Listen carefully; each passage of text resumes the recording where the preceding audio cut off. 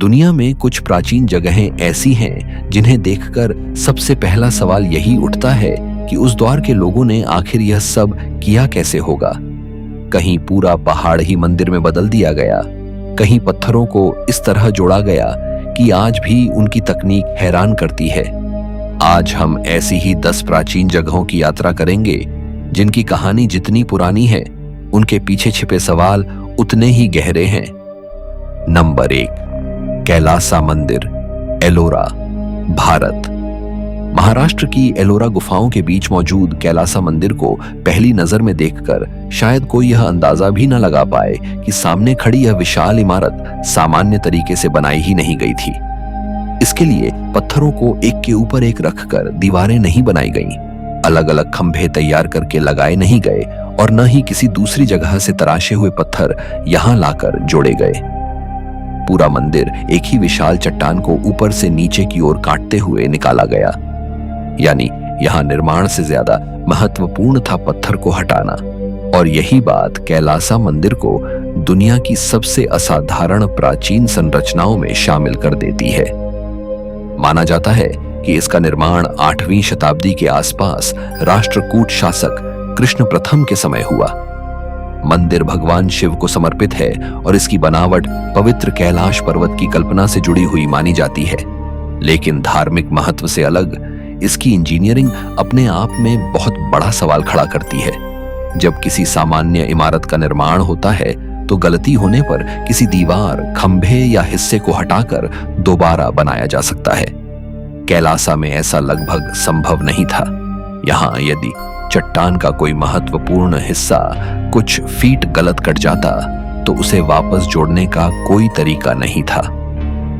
निर्माताओं को पहले ही तय करना पड़ा होगा कि मंदिर की ऊंचाई कितनी होगी, मुख्य मंडप कहां निकलेगा, खंभों के बीच कितनी दूरी रहेगी, सीढ़ियां किस दिशा में जाएंगी और मूर्तियों के लिए कितना पत्थर छोड़ना है। इसके बाद हजारों कारीगरों ने धीरे धीरे चट्टान हटाते हुए भीतर छिपी पूरी संरचना को बाहर निकाला। कैलासा मंदिर से जुड़ा एक बड़ा प्रश्न हटाए गए पत्थर की मात्रा भी है। अलग अलग अनुमानों में इसकी मात्रा बहुत विशाल बताई जाती है। इतने पत्थर को काटना ही कठिन नहीं था, उसे निर्माण क्षेत्र से बाहर निकालना भी बड़ी व्यवस्था मांगता था। किस गति से काम हुआ, कितने लोग इसमें लगे और पूरा प्रोजेक्ट कितने वर्षों में अपनी वर्तमान अवस्था तक पहुंचा, इन प्रश्नों पर विद्वानों में अलग अलग अनुमान मिलते हैं। आज हमारे पास यह समझ जरूर है कि मंदिर को इंसानी हाथों और प्राचीन औजारों से बनाया गया, लेकिन उसके सामने खड़े होकर एक सवाल फिर भी बना रहता है। बिना आधुनिक नक्शों, मशीनों और कंप्यूटर आधारित माप के इतनी विशाल चट्टान के भीतर छिपे पूरे मंदिर को पहले से इतनी सटीकता से देखा आखिर कैसे गया होगा।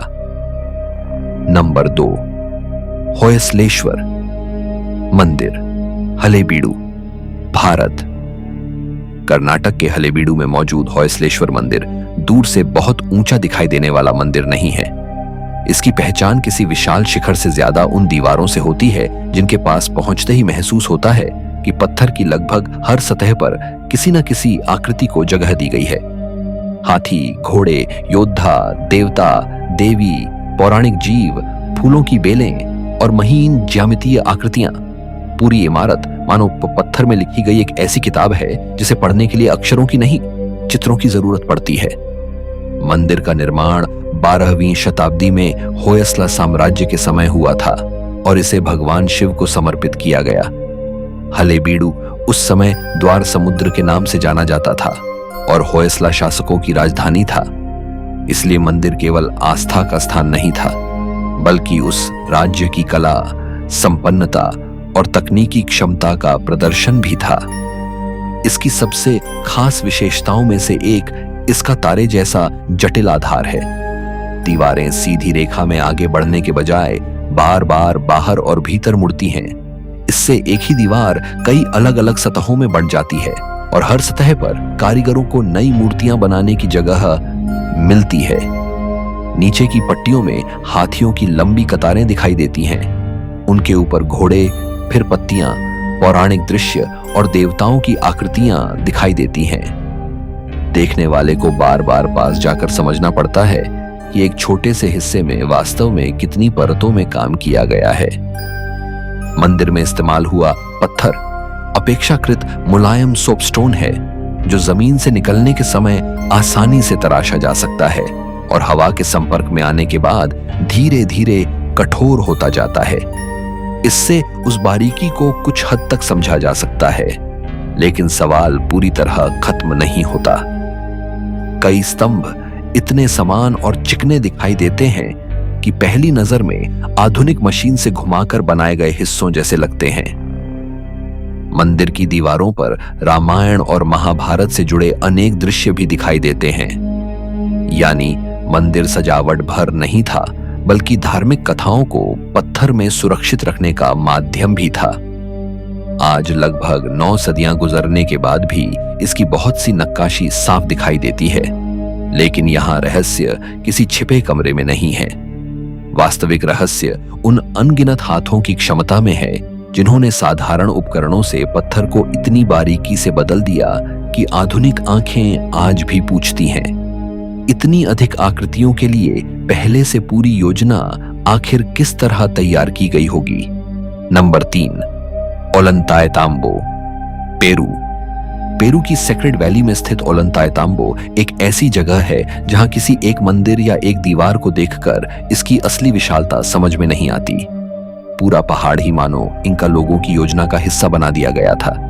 नीचे बस्ती है, ऊपर जाति, विशाल सीढ़ीनुमा कृषि छतें हैं, फिर दीवारें और सबसे ऊपर ऐसे विशाल पत्थर दिखाई देते हैं जिन्हें देखकर यह सवाल उठता है कि पहाड़ों के बीच इतने भारी शिलाखंड यहां लाए कैसे गए होंगे।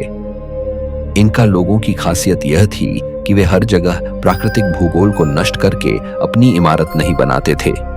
कई बार वे पहाड़ की वास्तविक आकृति को ही अपने निर्माण का आधार बना लेते थे। ओलंतायताम्बो इसका बेहतरीन उदाहरण है।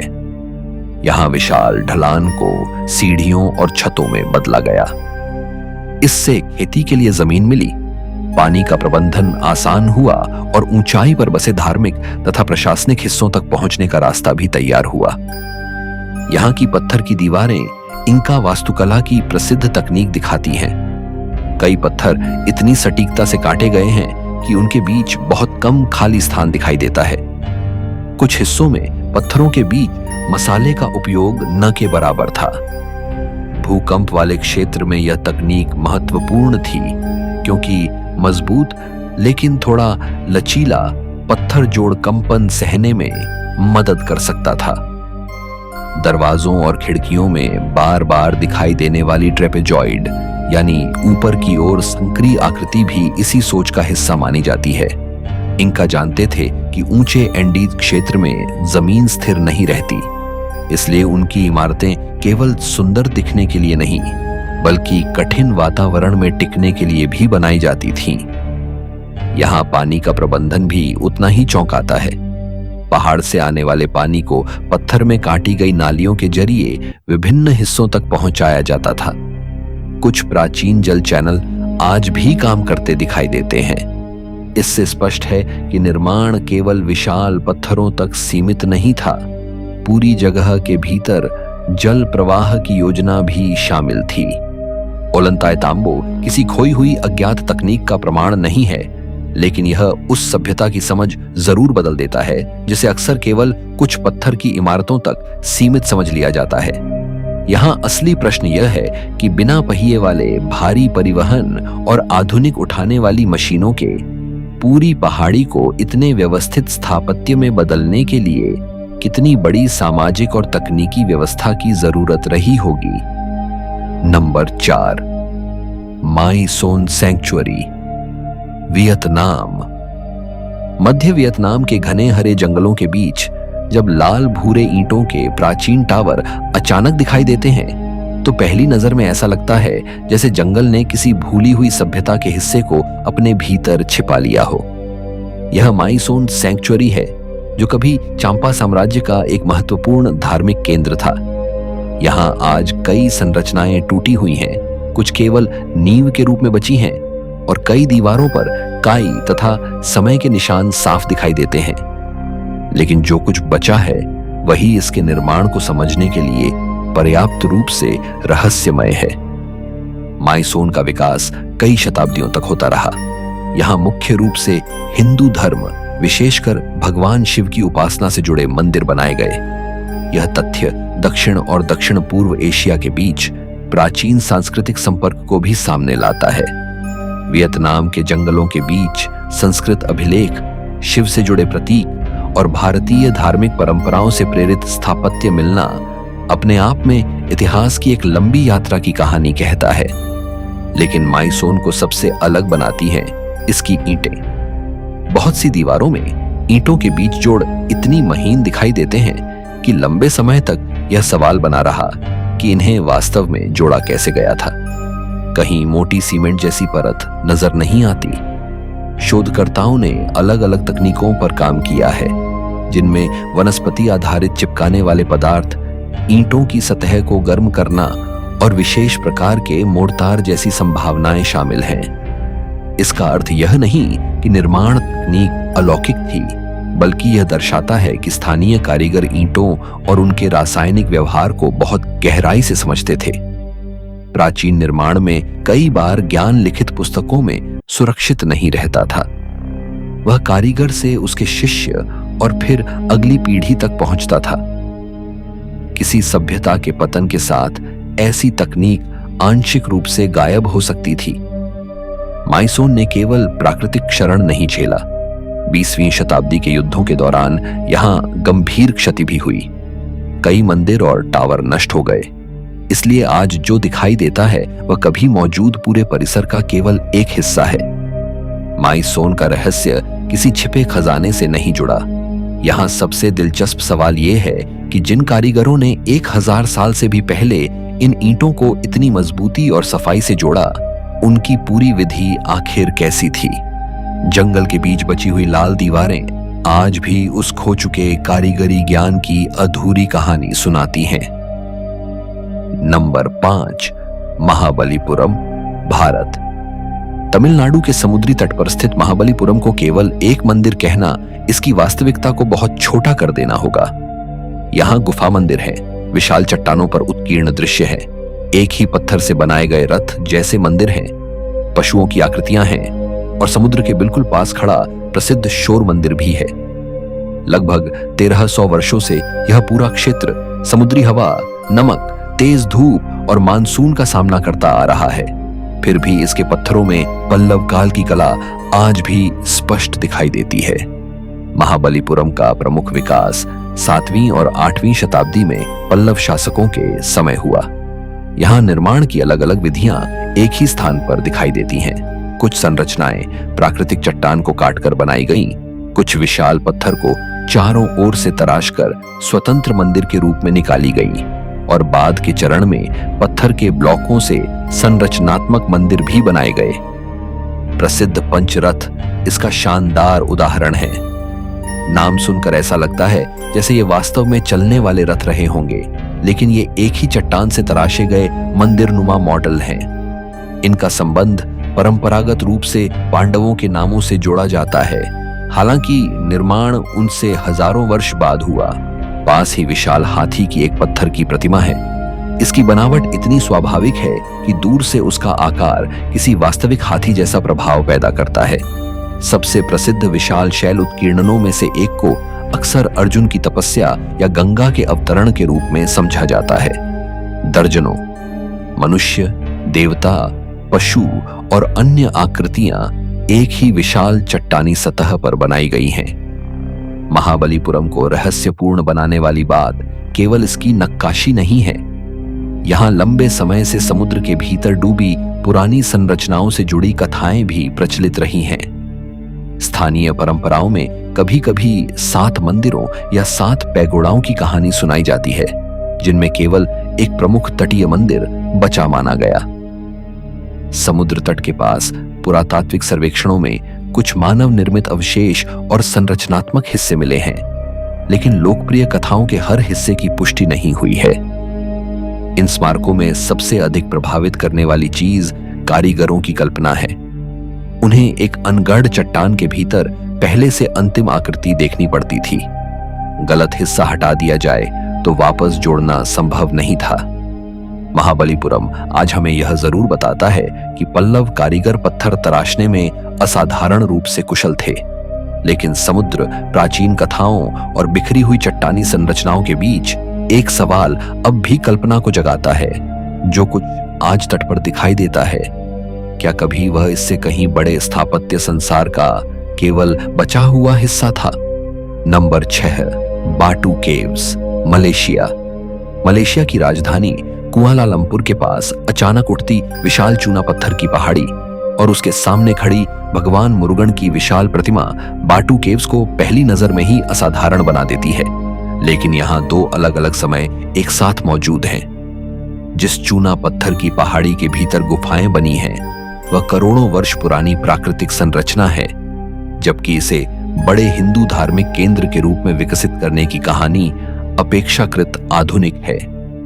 मुख्य गुफा तक पहुंचने के लिए 272 सीढ़ियां चढ़नी पड़ती हैं।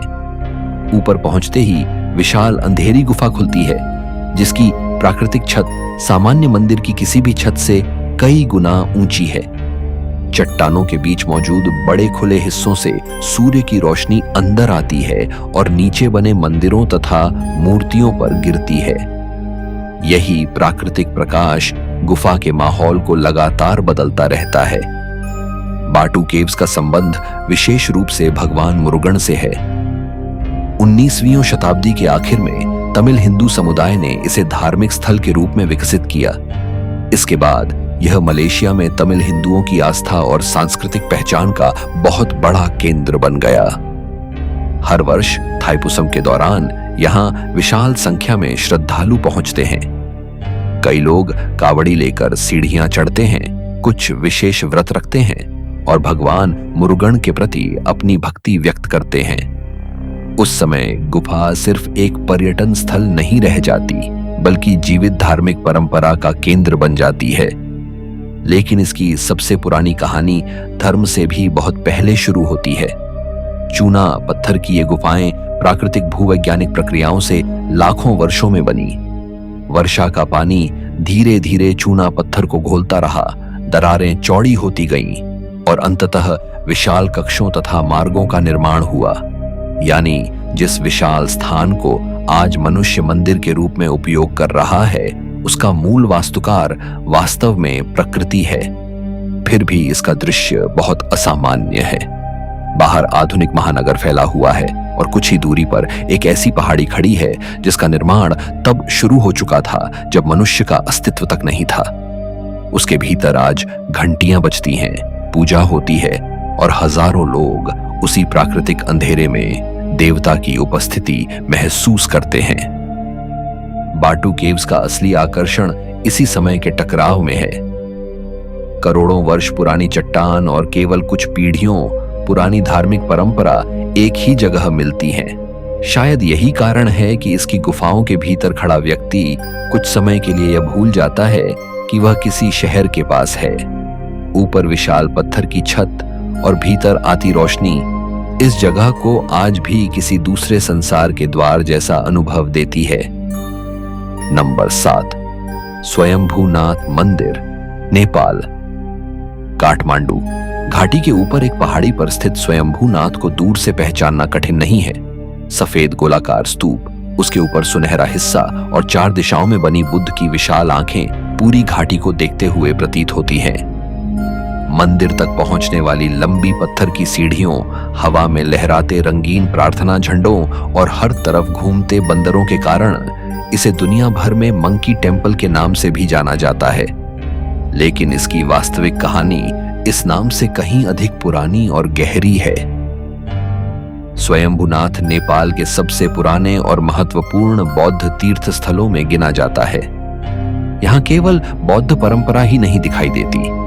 परिसर में हिंदू और बौद्ध प्रतीक एक साथ मिलते हैं, जो काठमांडू घाटी के लंबे धार्मिक और सांस्कृतिक इतिहास को दर्शाते हैं। स्तूप की सबसे प्रसिद्ध विशेषता बुद्ध की आंखें हैं, जो चारों दिशाओं में बनी हुई हैं। इन्हें ज्ञान और जागरूकता के प्रतीक के रूप में देखा जाता है। आंखों के नीचे नाग जैसी दिखाई देने वाली आकृति वास्तव में नेपाली अंक 1 का शैलीबद्ध रूप मानी जाती है, जो एकता का संकेत देती है। लेकिन स्वयंभूनाथ से जुड़ी सबसे रहस्यमय कथा इसकी उत्पत्ति के बारे में है।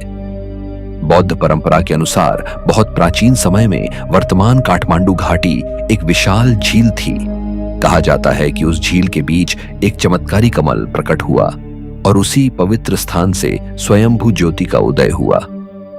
बाद में जब झील का पानी निकल गया तो पहाड़ी प्रकट हुई और वहीं स्तूप की स्थापना हुई। आज भूविज्ञान भी यह स्वीकार करता है कि काठमांडू घाटी प्राचीन काल में एक झील रही थी। हालांकि धार्मिक कथा में वर्णित चमत्कारी कमल और झील के सूखने का विवरण आस्था का हिस्सा है। यही वह बिंदु है जहां पुरानी कथा और प्राकृतिक इतिहास दिलचस्प रूप से एक दूसरे के करीब दिखाई देते हैं। स्तूप के चारों ओर प्रार्थना चक्र लगे हैं। श्रद्धालु घड़ी की दिशा में घूमते हुए उन्हें चलाते हैं। मंत्रों की आवाज, घंटियों की ध्वनि और हवा में हिलते प्रार्थना झंडे पूरे परिसर को लगातार जीवित रखते हैं। स्वयंभूनाथ का रहस्य यह नहीं कि इसे किसने बनाया, क्योंकि इसके इतिहास के कई चरण ज्ञात हैं। असली आकर्षण उस प्राचीन स्मृति में है जिसमें एक पूरी घाटी को पानी से भरा बताया गया था। हजारों वर्ष पुरानी धार्मिक कहानी और काठमांडू के भूवैज्ञानिक अतीत के बीच दिखाई देने वाली यह समानता आज भी लोगों को सोचने पर मजबूर करती है कि प्राचीन कथाओं के भीतर वास्तविक इतिहास की कितनी परतें छिपी हो सकती हैं। नंबर 8, पद्मनाभ स्वामी मंदिर, केरल, भारत। केरल के तिरुवनंतपुरम में खड़ा श्री पद्मनाभ स्वामी मंदिर बाहर से देखने पर दक्षिण भारतीय मंदिर वास्तुकला की एक भव्य संरचना दिखाई देता है। ऊंचा गोपुरम, विशाल गलियारे और भगवान विष्णु को समर्पित प्राचीन पूजा परंपरा इसे वैसे ही असाधारण बनाती है। लेकिन पिछले कुछ दशकों में दुनिया की नजरें इसके ऊपरी मंदिर से ज्यादा जमीन के नीचे मौजूद उन तहखानों पर टिक गईं, जिनके बारे में सदियों तक बहुत कम बाहरी लोगों को जानकारी थी। मंदिर भगवान पद्मनाभ यानी शेषनाग पर शयन करते भगवान विष्णु के स्वरूप को समर्पित है। त्रावणकोर के राज परिवार का इस मंदिर से अत्यंत गहरा संबंध रहा है। 18वीं शताब्दी में महाराजा मार्तंड वर्मा ने अपना राज्य भगवान पद्मनाभ को समर्पित कर स्वयं को देवता का सेवक घोषित किया था। इसके बाद शाही संपत्ति और मंदिर के बीच संबंध और मजबूत होता गया। मंदिर के भूमिगत कक्षों को आधुनिक दस्तावेजों में अलग अलग अक्षरों से पहचाना गया। 2011 में न्यायालय की निगरानी में इनमें से कुछ कक्षों की सूची बनाने का काम शुरू हुआ। जो सामने आया उसने पूरी दुनिया को चौंका दिया। सोने के सिक्के, आभूषण, सोने की वस्तुएं, रत्नों से जड़ी सामग्री और अनेक धार्मिक वस्तुएं यहां सुरक्षित मिली।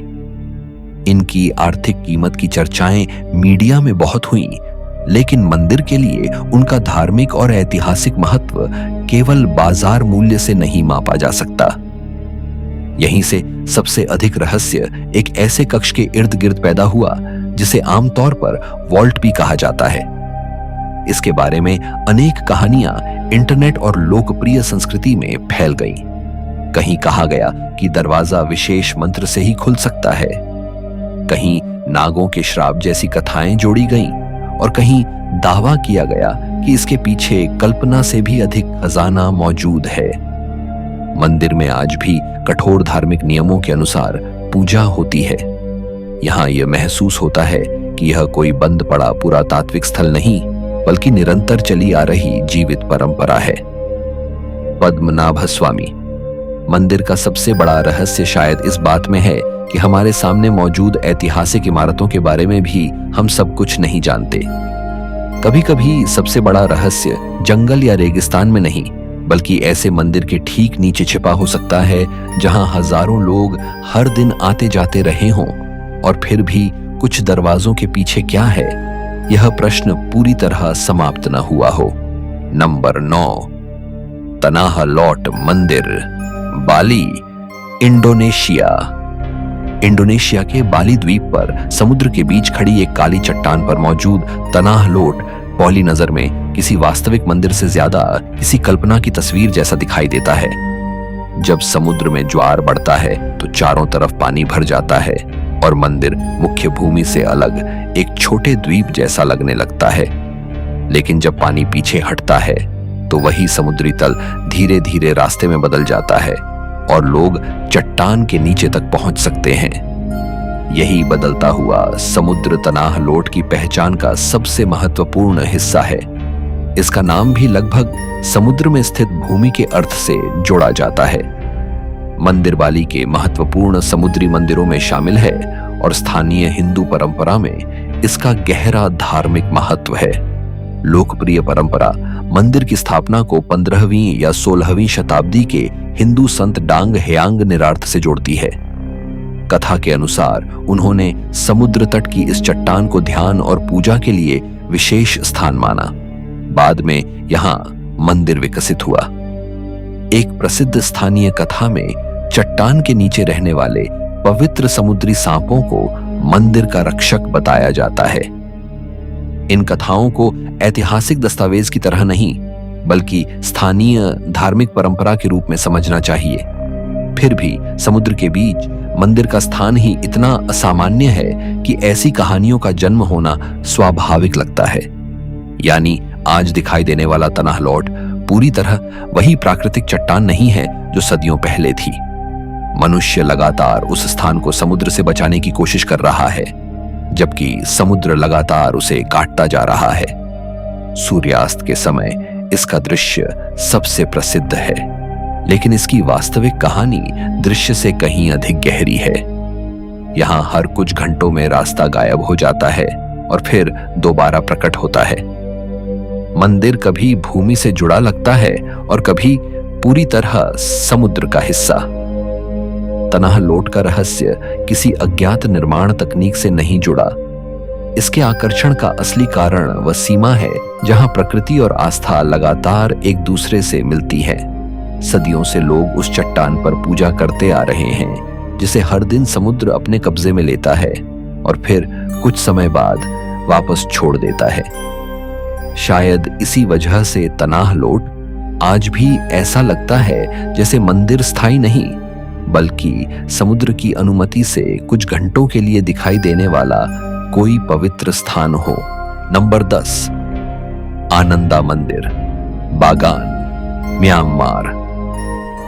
म्यांमार के बागान मैदान में हजारों प्राचीन मंदिरों, स्तूपों और ईंट की संरचनाओं के बीच आनंदा मंदिर अपनी चमकीली सफेद दीवारों और सुनहरे शिखर के कारण अलग दिखाई देता है। लगभग 900 वर्ष गुजर जाने के बाद भी यह केवल एक पुराना स्मारक नहीं है। इसके भीतर आज भी श्रद्धालु आते हैं, पूजा होती है और धार्मिक उत्सव मनाए जाते हैं। यही बात आनंदा को बागान की कई दूसरी संरचनाओं से अलग बनाती है। यह अतीत का अवशेष भी है और वर्तमान का जीवित मंदिर भी। आनंदा मंदिर का निर्माण 12वीं शताब्दी की शुरुआत में बागान के राजा क्यांजित्था के शासनकाल से जोड़ा जाता है। उस समय बागान साम्राज्य अपनी शक्ति और सांस्कृतिक समृद्धि के उच्च दौर में था। पूरे मैदान में हजारों धार्मिक संरचनाएं बन रही थीं और बौद्ध धर्म राज्य की पहचान का महत्वपूर्ण हिस्सा बन चुका था। मंदिर की योजना अत्यंत व्यवस्थित है। 4 दिशाओं से प्रवेश किया जा सकता है और केंद्र की ओर जाने वाले गलियारे एक क्रॉस जैसी संरचना बनाते हैं। भीतर 4 विशाल खड़े बुद्ध प्रतिमाएं अलग अलग दिशाओं की ओर मुख किए हुए हैं। इन्हें बौद्ध परंपरा के 4 बुद्धों से जोड़ा जाता है। मंदिर के भीतर चलते समय बाहरी चमक अचानक खत्म हो जाती है। मोटी दीवारों के कारण गलियारे अपेक्षाकृत अंधेरे और शांत महसूस होते हैं। छोटी खिड़कियों से आने वाली रोशनी दीवारों और बुद्ध प्रतिमाओं पर पड़ती है। यही प्रकाश व्यवस्था मंदिर के भीतर एक अलग वातावरण बनाती है। यहाँ सैकड़ों छोटी मूर्तियां और धार्मिक कथाओं को दर्शाने वाले चित्रात्मक हिस्से मिलते हैं।